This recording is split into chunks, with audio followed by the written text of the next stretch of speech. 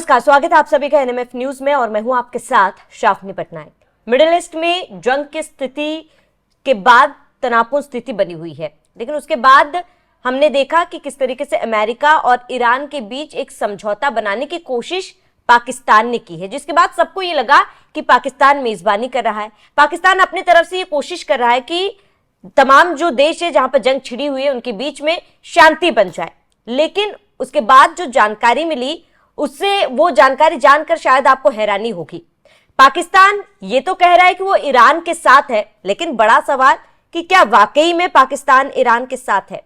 ऐसा हम किस लिए कह रहे हैं, ये सवाल मैं क्यों पूछ रही हूं, इस खबर में समझेंगे। मेरे साथ सहयोगी केशव जी मौजूद है। केशव जी, मैं ये क्यों कह रही हूं कि क्या वाकई में पाकिस्तान ईरान के साथ है, जरा दर्शकों को समझाएं। देखिए, पाकिस्तान का इतिहास रहा है कि अपने ही सहयोगियों, अपने दोस्तों के पीठ में जो है ना खंजर घोंपने का उसका इतिहास रहा है। चाहे फलस्तीनियों के पीठ में खंजर घोंपने का इतिहास हो, उनको मरवा देने वाली बात हो, उनको गोली मारने वाली बात हो, या फिर अब ईरान के साथ धोखा वाली बात हो। ईरान में शांति या खाड़ी में जो मध्यस्थता जो करवा रहा है पाकिस्तान, वो तो एक तरफ है, लेकिन कर क्या रहा है एक्चुअली तौर पे वो आपको समझनी होगी। जहां भारत दुनिया भर की मदद कर रहा है, वहीं पाकिस्तान जो है अब समझिए कि साइड लेना शुरू कर दिया है। अपने यहां तो इस्लामाबाद टॉक्स करा रहा है, ऑल्दो मैं उसे ये कहता हूं कि वो अमेरिका के पोस्टमैन की भूमिका निभा रहा है। मध्यस्थ मैं नहीं मानता, क्योंकि एक पॉकेट मार को आप पॉकेट की रखवाली की जानकारी नहीं दे सकते। लेकिन अब उसने जो किया है, यानी कि सऊदी अरब में अपने मिलिट्री और फाइटर जेट्स भेज दिए हैं। अब उसके बाद कहा जा रहा है कि ईरान इस पे एक तरीके से भड़क सकता है, ईरान इसका बदला आने वाले समय में लेगा। क्योंकि एक तरफ तो इस्लामाबाद में आप चाह रहे हो कि मध्यस्थता करें और शांति बहाली हो जाए, लेकिन आप उसी दौरान ईरान को तेवर दिखाने के लिए आप अपने फाइटर जेट्स और अपने बोट्स यानी कि अपने जवानों को भेज रहे हो सऊदी अरब, और उसके बाद ये दिखाने की कोशिश कर रहे हो कि मैं न्यूट्रल हूं। ऐसा नहीं हो सकता। हुआ ये है कि पाकिस्तान ने कुछ महीनों पहले यानी कि पिछले साल सऊदी अरब के साथ एक मिलिट्री पैक्ट साइन की थी, जिसे कि म्यूचुअल डिफेंस एग्रीमेंट का नाम दिया गया था। यानी कि नाटो की तर्ज पर एक ऐसा एग्रीमेंट जिसमें कि अगर एक देश पर हमला होता है तो दूसरे देश पर ऑटोमेटिकली हमला माना जाएगा। ये अब तक फेल साबित हो रहा था, क्योंकि ईरान जब सऊदी अरब पे हमले किए तो उसको बचाने के लिए पाकिस्तान नहीं गया वहां पे, और वहीं पाकिस्तान पे जब हमले हुए अफगानिस्तान की तरफ से, अफगानिस्तान ने जवाबी कार्रवाई की तो सऊदी अरब बचाने नहीं आया। लेकिन अब जब मामले बढ़े हैं, पाकिस्तान को तपिश महसूस होनी शुरू हुई है, तो उसको याद आई है वो अपने डिफेंस एग्रीमेंट की।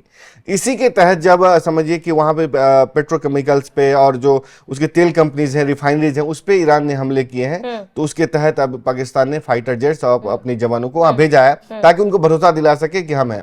पाकिस्तान पैसे के लिए कुछ भी कर सकता है, आप ये बात मान के चलो। पाकिस्तान ने पहले भी ऐसा किया है और अब भी कर रहा है। जब उसको समझिए कि यूएई ने $3 बिलियन जो कर्ज दिया था उसको वापसी मांग लिया, तो पाकिस्तान को लगा कि भाई अब तो मेरा खास्ता हाल हो जाएगा, क्योंकि स्टेट बैंक ऑफ पाकिस्तान में जो मुद्रा रिजर्व, पाकिस्तान के पास जो मुद्रा रिजर्व बचा हुआ है विदेशी, वो $21 बिलियन है। उसमें से 3 बिलियन चला गया, तो समझिए पाकिस्तान के फॉरेक्स रिजर्व में से 18% साफ हो गया। अब उसको समझ में आया कि हमें और पैसे की जरूरत है, यानी और भीख मांगना शुरू किया। इसी के तहत जवान भेजा। अब एक और खबर सामने आई कि सऊदी अरब ने कहा है कि हम कुछ पैसे देंगे ताकि जो उसका लोन वेवर है, बेल आउट पैकेज है, उसको थोड़ी सी स्थिरता मिले। इसी के तहत समझिए कि उसने जवान भेजे हैं। इसकी अब काफी आलोचना हो रही है कि आपने सऊदी अरब को मदद के लिए भेज दिया है, ईरान के लिए आपने क्या किया है?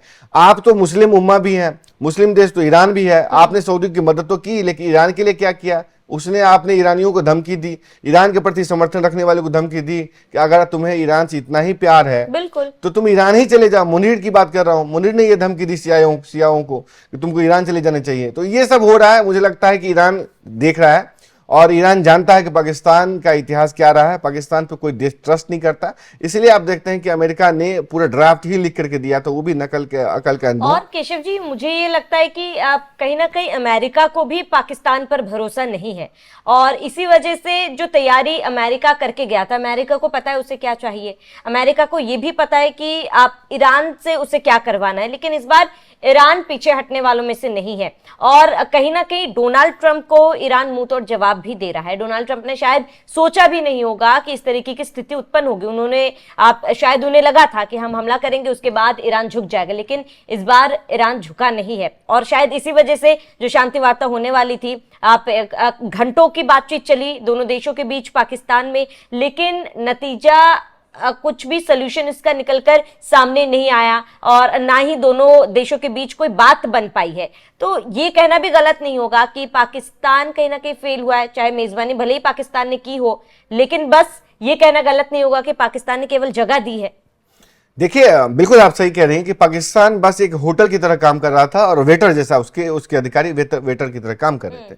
मतलब प्रॉक्सी टॉक्स चल रहे थे। प्रॉक्सी टॉक्स ये होता है कि आप दूसरे रूम में हैं, तीसरे रूम में दूसरा कोई बैठा है और आपके बदले दूसरा कोई काम कर रहा है। यानी कि होटल के दोनों कमरे में अलग अलग डेलीगेशन बैठा, उसके मैसेज को पाकिस्तान जो है पोस्टमैन के भांति इधर से उधर करता रहा।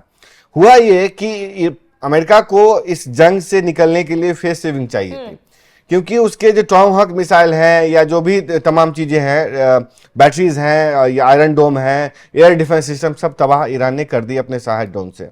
अमेरिका को लगता है कि ये जंग अभी शुरू हुई है। ईरान इस जंग को 80 के दशक से लड़ रहा है। ईरान जानता है कि वो अमेरिका जिसने सद्दाम हुसैन को क्रिएट किया, जिस सद्दाम हुसैन ने आप समझिए कि केमिकल वेपन्स ईरानियों पे मारे थे 80 के दशक में जब ईरान के साथ जंग हुई थी, उसको जानते हुए उसने कुछ नहीं किया, क्योंकि सद्दाम हुसैन उस समय उसका सहयोगी था। जब सद्दाम हुसैन से उसकी बात खत्म हो गई, वो उसके काम का नहीं रहा, तो उसको पकड़ के फांसी दे दिया। यानी कि जो CIA का क्रिएट किया हुआ सद्दाम हुसैन है, उसको उसने पकड़ के फांसी दे दी, पूरी ताकत झोंक दी कि कैसे उसको लूट लें, कैसे बर्बाद कर दे, मार दे।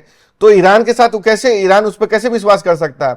अमेरिका ने जिस के साथ दोस्ती की है उसी को दगा दिया है, ये बात ईरान जानता है। तो ये लड़ाई भले 28 फरवरी को और 25 जून पिछले साल शुरू हुई, तैयारी ईरान बहुत पहले से कर रहा था। इसलिए आप देखते हैं कि भले आपको लगे कि जो अमेरिका के पास बहुत बम्बार्डिंग है, बहुत ज्यादा हथियार है, लेकिन उसकी कॉस्ट जो ईरान वसूल कर रहा है वो बहुत ज्यादा है। स्ट्रेट ऑफ हॉर्मुज बंद कर दिया, उसकी काट नहीं निकाल पा रहा है अमेरिका। उसके बाद जो एक 25-30 हजार के ड्रोन से समझिए कि बिलियन ऑफ डॉलर के जो वॉरशिप्स हैं उसको मार दे रहा है, मिसाइल ठोक दे रहा है पूरे मिलिट्री बेसिस पे। तो ईरान की काट अमेरिका नहीं ढूंढ रहा है। तो अमेरिका परेशान हो गया कि भाई कैसे निकलूं, क्योंकि इतने थ्रेट्स तो दे रहा हूं। जब आखिरी मोमेंट आया कि अब तो जो सिविलाइजेशन खत्म होनी थी बकौल ट्रंप, तो इससे कैसे निकले, क्योंकि उसके लिए हमले तो करने पड़ेंगे, ईरान तो जवाब तो देगा। तो उसने पाकिस्तान से संपर्क किया, किसने? व्हाइट हाउस ने, ट्रंप ने, कि भाई तू हमसे रिक्वेस्ट करो कि जो है सीज फायर हम कर दें। पाकिस्तान ने वही किया, पैसा उसने दिया, उसने रिक्वेस्ट किया, ट्रंप मान गया। दोनों के बीच साठगांठ के तहत ये रिक्वेस्ट पाकिस्तान ने किया। और उसके बाद जो मैसेज इनको लिखने नहीं आ रहा था, यानी कि पाकिस्तानियों को, क्योंकि अकल के अंधे इंग्लिश क्या जाने, तो जब लिखने नहीं आ रहा था तो व्हाइट हाउस ने लिख के दिया। तो आप जानते हैं कि चोर जो होता है उसको पता नहीं चलता है कि चोरी कैसे करते हैं, और जो सबसे बड़ा चोर होता है वो पूरा छाप देता है। उसको लिख के भेजा, उसने पूरा छाप दिया कि draft of Pakistan prime minister on x, यानी कि उसको भी हटाना भूल गया। तो आप समझिए कि इस जंग की सीज फायर की बात कौन करा रहा था, मध्यस्थता की बात कौन करा रहा था? अमेरिका करा रहा था। पाकिस्तान बस हैरानी होती है केशव जी कि अमेरिका ने पाकिस्तान को चुना। मतलब आप कई अन्य देश हैं जिनको आप मध्यस्थता के लिए आप चुन सकते थे, लेकिन पाकिस्तान, शायद डोनाल्ड ट्रंप को भी पता है कि इस तरीके के काम के लिए केवल पाकिस्तान ही राजी हो सकता है। देखिए, हाँ बिल्कुल आप सही कह रही हैं और ये बहुत अच्छा सवाल है। अब लोग पूछ रहे हैं कि भाई भारत क्यों नहीं?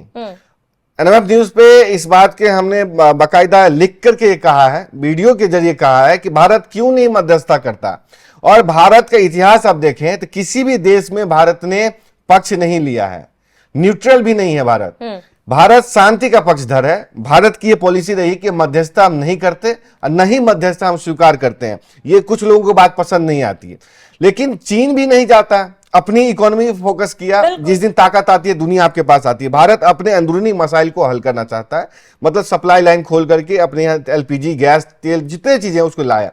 भारत मदद पे विश्वास करता है। साथ ही साथ भारत अगर इसमें नहीं पड़ रहा तो उसका इतिहास है, क्योंकि भारत जब अपने मामले में किसी को मध्यस्थता नहीं करने देता, तो सिंधु समझौता देख लीजिए, तीस्ता विवाद हो गया, कश्मीर हो गया, आर्टिकल 370 हो गया, तमाम ऐसे मसले हुए जिसमें भारत ने कहा कि हम किसी तीसरे देश की मध्यस्थता स्वीकार नहीं करेंगे। चलिए, आप नहीं स्वीकार करेंगे तो क्या आप दूसरे में मुंह उठा के जा सकते? बिल्कुल नहीं जा सकते। अगर गए, चलिए स्वीकार भी हो गई, कल जाके वो कहेंगे कि चलो मैं मध्यस्थ करता हूं, क्योंकि पाकिस्तान तो रेडी है अपनी जो जमीन बेचने के लिए, जागीर बेचने के लिए, वो तो रेडी है कि अमेरिका आओ रिक्वेस्ट करो, क्योंकि भारत से जीत नहीं सकता, इसलिए उसको एक ब्रोकर की जरूरत होती है। ब्रोकर कौन बनेगा? चीन, अमेरिका, ब्रिटेन। भारत बर्दाश्त कर सकता है? नहीं कर सकता, क्योंकि भारत जानता है कि एक उभरती शक्ति है, उसके लाख दुश्मन होंगे, इसलिए भारत तो उसको एक्सेप्ट नहीं करता। अब सवाल आता है पाकिस्तान क्यों? देखिए, नॉर्वे जो है दुनिया का सोल मीडिएटर देश है, वो सबसे खुशहाल देश माना जाता है, उसके पास इतना रिजर्व है, इतने पैसे हैं जिसके सदियों तक जो उसके लोग काम ना करे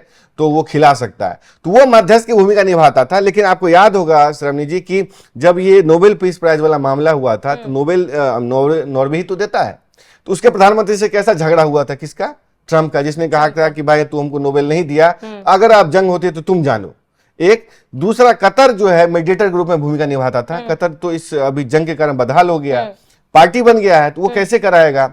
अब बचा भारत, भारत कराता ही नहीं है। भारत ने क्या रूस यूक्रेन में कराया? रूस से ज्यादा दोस्ती तो अमेरिका नहीं है हमारा, बिल्कुल, तो उसमें हम नहीं कराए, तो इसमें क्यों कराए? भारत ने, जयशंकर ने कहा था ना कि जो हम दलाल नहीं है पाकिस्तान की तरह, पाकिस्तान पोस्टमैन की भूमिका में था, अमेरिका को एक जगह चाहिए थी, एक ईरानी इस्लामी मुल्क की वाली बात भी थी, प्लस जो पड़ोसी भी है, प्लस जो हाँ में हाँ मिलाए, जो अमेरिका कहे वैसा ही करे, भारत जैसा दिमाग न लगाए तो और पैसे पे बिक जाए, वो पाकिस्तान किया। भारत तो नहीं कर सकता था ना। भारत कैसे इस बात को बर्दाश्त करेगा कि ईरान को भी नाराज करे और सुन्नी देशों पे करे? हमसे, हमारे दोनों से बेहतर संबंध है। सुन्नी देशों पे हमले हुए हैं, ईरान पे भी हमले हुए हैं, ईरान को भी हमने मेडिकल सप्लाई भेजी है, सुन्नी देशों से हमारी बातचीत हुई है, तो हम वैसा काम नहीं करेंगे जो ट्रंप कहेंगे, यानी कि हमको धकिया नहीं सकता ट्रंप, इसलिए पाकिस्तान को चूज किया गया, मुझे ये लगता है।